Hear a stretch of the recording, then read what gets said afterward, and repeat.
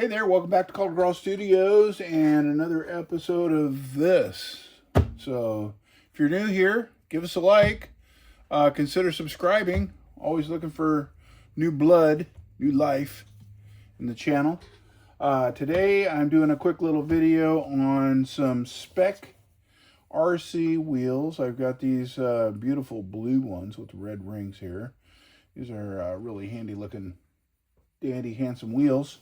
And they are going to be built on some red Amazon knockoff tires.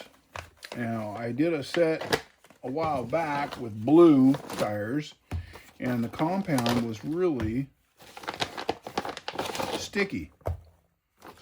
And I thought, well, geez, wouldn't it be fun to do a set with red? So that's what we're going to do. These are 1.9 size tires, and these are 1.9 wheels. So the last set that I did, I stretched out 2.2s wheels and stretched out the 1.9s over the 2.2s. But I think that's going to look pretty decent together. The vehicle they're going to go on, and they're not quite as sticky as the blue ones were. And of course my hands are dirty, so these are going to get really dirty really fast, I'm sure. I do love the siping, all that siping, all those little lines right there cut in the tire. That's going to give it a better grip on rocks. Not that these are going to be extreme performance tires or anything like that, but you can see that they have some siping there. Okay, I just want a quick close up on that wheel. Yeah, that's a good looking wheel for sure. The vehicle in question that these are going on is another Brat build. This is a Northwest Scale Designs Subaru Brat, a numbered edition build. And this one's got the metal sliders and some metal work, I think by Merchant Metal Fab done on it. This one is a linked front and leaf spring in the rear. When I got to pick this one up, it already had the motor in there, transmissions in there, drive lines are in there, has deluxe shocks. Has a steering servo, which I may or may not keep up there. Looks like just a chintzy one. So I might go with a little beefier servo for the front steering duty. It's got an interior in it, which is really shallow. It does have the little bucket seats on the back. Let's see. Hopefully I'm holding this in camera. You guys can see everything. So yeah, you got leaf springs back there, links in the front. It's got a 1200 kV 540 motor in there. That's the all-in-one with the speed controller built in. 1200 kV, this vehicle's probably not going to need much. I'm not going to put a lot of weight into it, so I'm going to keep it as pretty light as possible, and we'll go from there. I do not have a panhard mount for this axle, so but there's a mount right there, but I don't have the panhard bar. The axles that I'm going to go with for this rig are some Chinese knockoffs on the HD44s, and they're clear with red covers, and I think those will look pretty good. It's a little darker red than the rest of it, but I think under the vehicle, once these are dirty and scratched up, it's not going to really matter anyway. So we're going to do that. I've got some leaf mount adapters that'll go on here for the rear, so it'll be able to be leaf sprung in the rear, and we'll link the front here. So here's your steering apparatus, but there is no panhard link with this setup. So I'll have to dig one of those out for this build. Another build coming up. I think this one's going to be called Lil Red, or Lil Red, L-I-L Red. So be on the lookout for that build. These spec RC wheels look like a lot of work. Okay, they come with a lot of screws. And let me grab that bag of screws here. Oh, way up there, way high. Come with a little bag of screws, and to do their bead lock, you have to put it all together and then screw in all the screws all the way around. So we're going to do one on camera, and the rest of them, while I'm cussing, we'll have it off camera. And then we'll come back for the last one. So let's do this one first. I do not obviously know how easy these are going to be to go in. Those are really long screws. Okay, so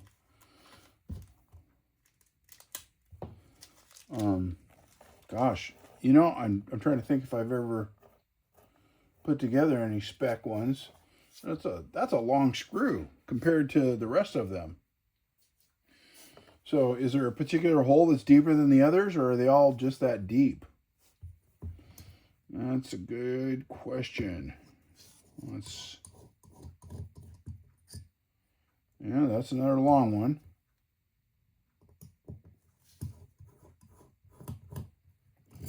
So have you ever put together a set of spec wheels before? I have not. Mostly just Vanquish and Chanquish wheels of all I've ever assembled. Got a bunch of Chinese aluminum stuff too. You know, and most of the wheels that are produced these days aren't really that bad at all, regardless of whether they come from Vanquish or Vision or okay, so that's our bead lock right there. That's our center section, and then that's our back bead lock. Well, that goes in there like that, and then the front one gets mounted in with all those screws. And I'm just thinking,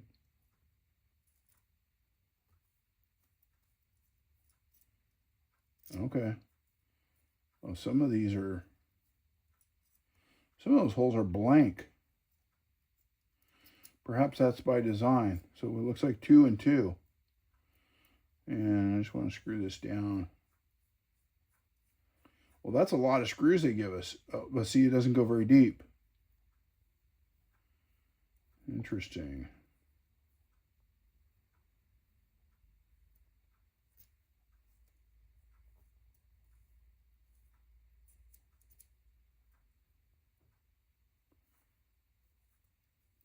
Okay, that doesn't go very deep. Okay, that's really interesting. Oh, I see. Oh, here we go. We're figuring this out together. Here we go. So there, 1, 2, 3, 4, 5, and 6 are the long ones.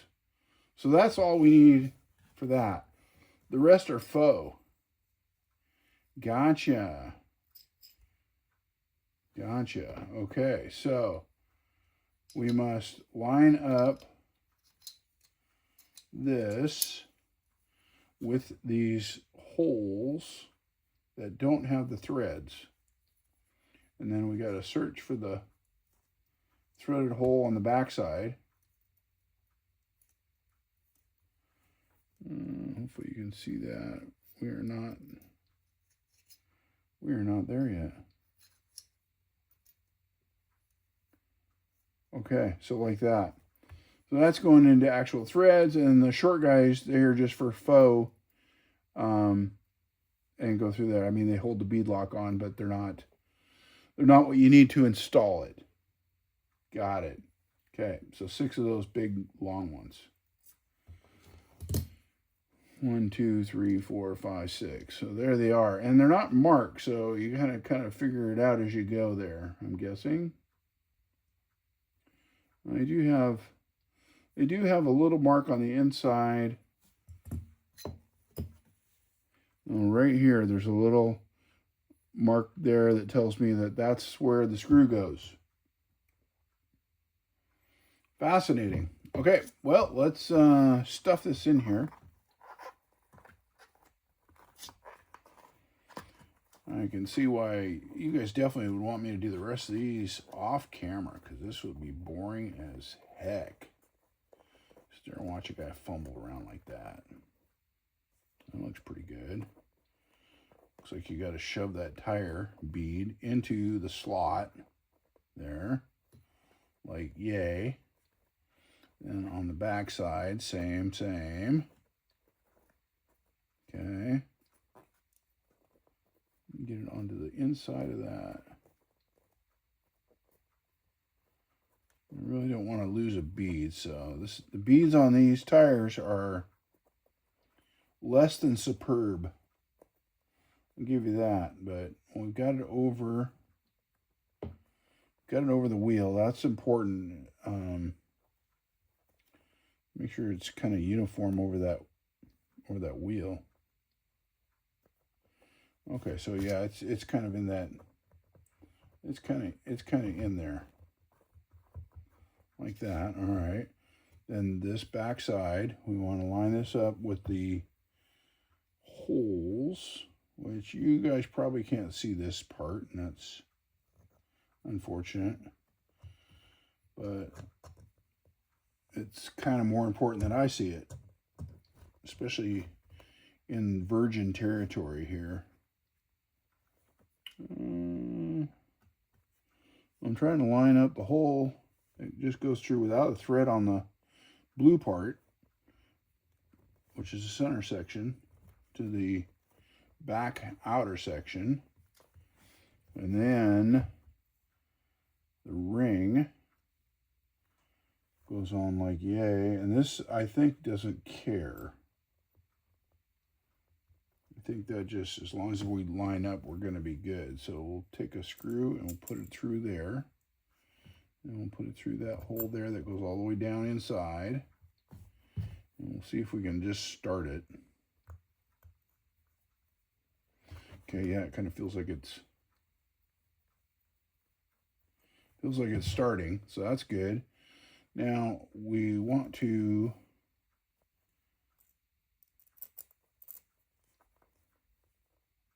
kind of skip around a little bit here.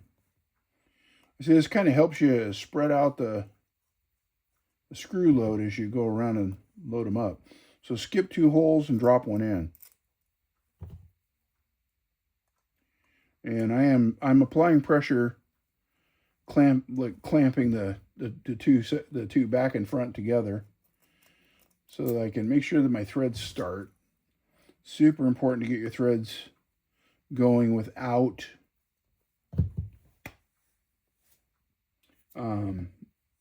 stripping. And these are little screws.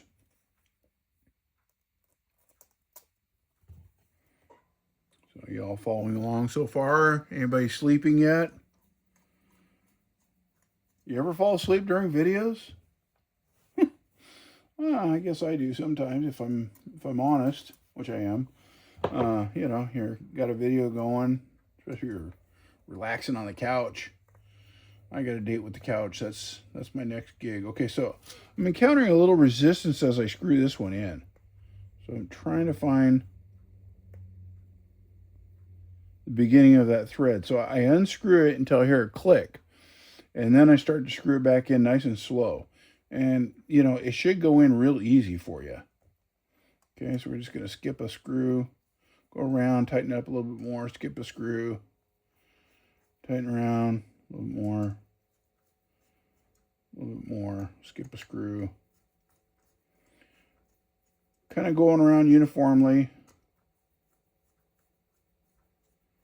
Okay, then I'm gonna go ahead and check the bead here. Looks like it's kind of grabbing a hold pretty good. Backside looks like it's pretty good. So I'm gonna go ahead and tighten these up. Not quite all the way. Still going around the wheel. Little bit.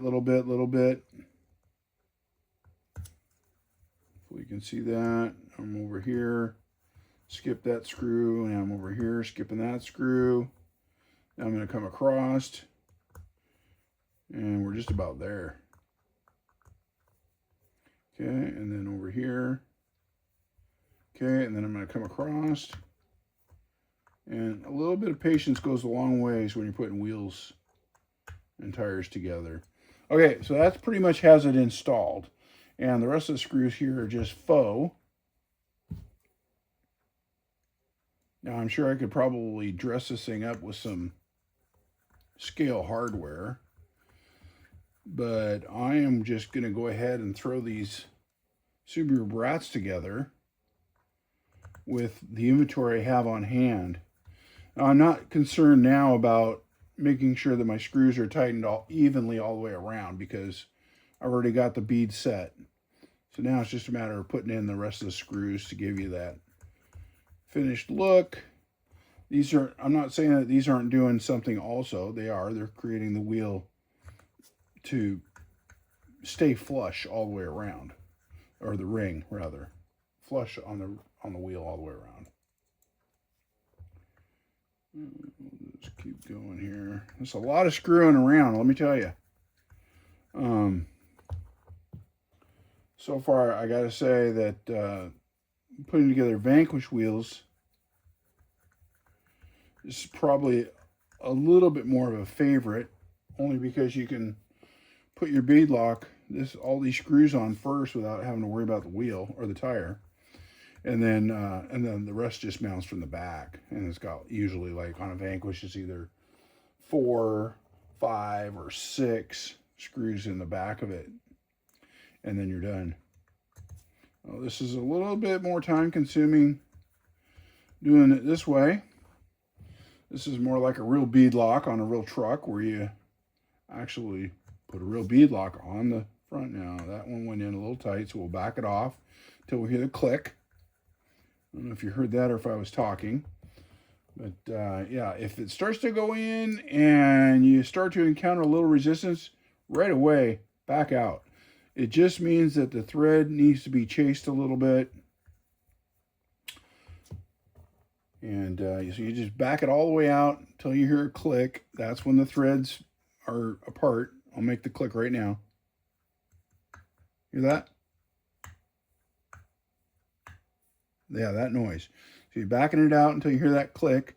Once you do that, then go ahead and start it. Very little pressure. And you don't want to over tighten these things. They will strip out.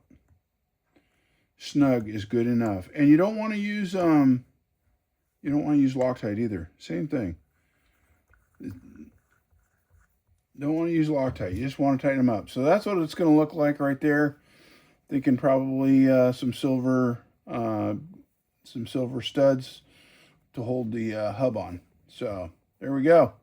All right, I'm going to knock out the rest of these, and I'll be right back. What did I learn on these spec wheels? They're a lot of work. That's for sure. Would love to assemble these with a power tool, but that's definitely a no-no because I just won't take it. They're good looking wheels, no doubt about that. 18 fasteners per wheel, so that is 72 screws that I just got done installing. What did I love? I love my Vanquish tools. These things with the ball bearing on the end like that, they're balanced, they've got weight, they kind of help you go. This is really a well-made tool. Hats off to Vanquish on making these tools. So really, like, I've had MIPs, I've had the Chinese knockoff stuff, but the VP tool is the superior tool for sure. Haven't seen one better yet, and so far these are really, really nicely done. So good looking wheel, good looking tire. I'm digging it. Looking forward to the build. Lil Red. Stay tuned. We'll see you next time.